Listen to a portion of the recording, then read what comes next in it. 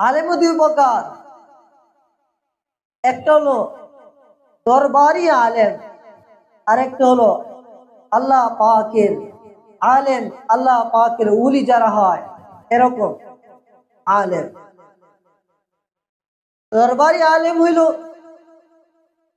যখন যেই দল আসবে, তখন যার ক্ষমতা, সে ক্ষমতা পাওয়ার লোভে, টাকা পাওয়ার লোভে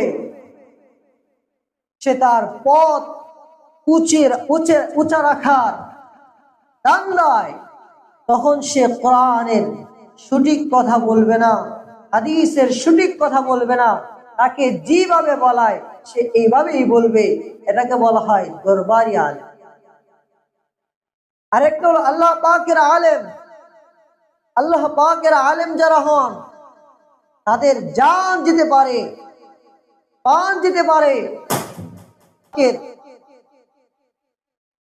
আলেম যারা হন, ইমাম মোহাম্মদ রহমতুল্লাহ আলাই, আহমদ রহমতুল্লাহ আলাই, তাকে বলা হয়েছিল, জেলের মধ্যে বন্দি করা হয়েছিল শুধু একটা ফতোয়ার কারণে, আল কোরআন মাখলুক। কোরআন মাখলুক নাকি কোরআন? আল কোরআন কালামুল্লাহ, কোরআন আল্লাহর কালাম না কোরআন মাখলুক?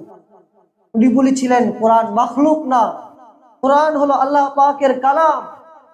এই একটা ফতোয়ার কারণে ইমাম আহমদ ইবনে হাম্বল রাহমাহুল্লাহকে জালেমের জেলখানায় নির্যাতন করে, প্রতিদিন বেদাঘাত করে ওনাকে জেলখানার মধ্যে শহীদ করেছেন। ইমামে আযম আবু হানিফাকেও জেলখানার মধ্যে ওই জামানার বাদশাহ সে বিষ খাওয়ায়া শহীদ করেছেন। আমাদের বড় বড় ইমাম যারা ছিলেন সবাইকে শহীদ করেছেন জালেমরা, স্বৈরাচাররা। তাদের কাছে ওনারা কখনো মাথা নত করে নাই। ওনারা ছিলেন আল্লাহ পাকের আলেম।